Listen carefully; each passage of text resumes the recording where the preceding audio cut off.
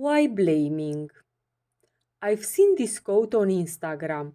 He who blames others has a long way to go on his journey. He who blames himself is halfway there. He who blames no one has arrived. And I got triggered by it because that's not how I experienced things at all. I agree that different people can experience things differently. What triggers me, it is the generalization and the arrogance that I can feel behind the words of someone who thinks of himself as being smarter than others and throws some mysterious words to show his smartness, not to help others understand. And then I saw a comment that was asking why blaming anyone in the first place. And I got triggered even more because I feel that these people don't really understand at all. And yes, I know that it's not their fault that they don't understand. But I did get triggered anyway. And I decided to make a video and to try to explain the way I understand it at the moment.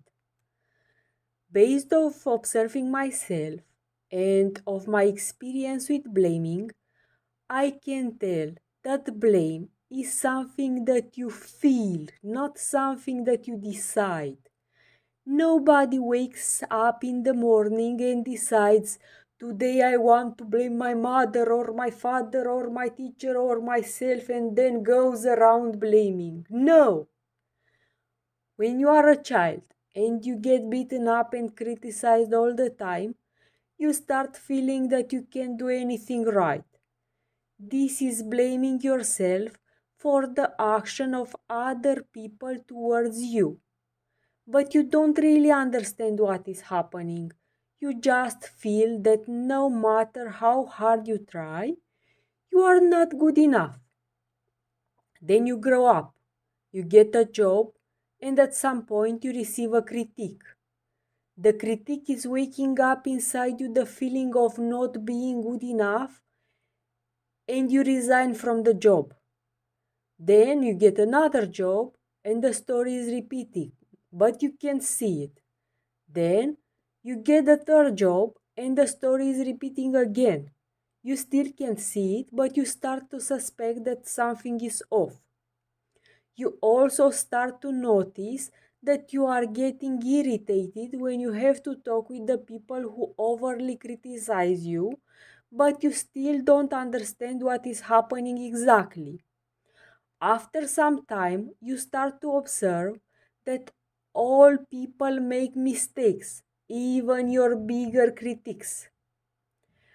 And you start to connect the dots and you realize where your feeling of not being good enough is coming from.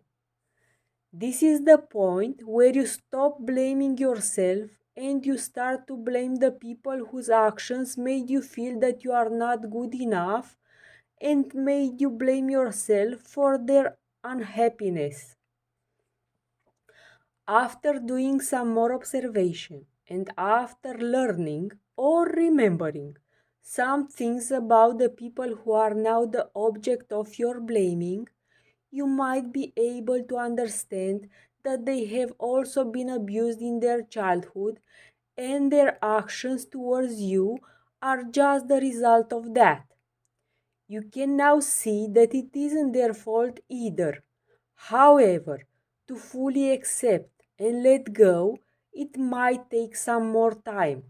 In my experience, it is not easy to convince my nervous system to accept a situation that he has already experienced many times and he has cataloged as not safe, not pleasant, not wanted. This is how my story unfolded. Other people's stories can have a similar line of action or they can unfold differently. You can, for example, keep choosing aggressive life partners because without being aware of it, you feel you deserve to be punished. And until you are able to see it, you repeat the story. I hope that my explanation can bring some understanding to the people listening to it. peace and light.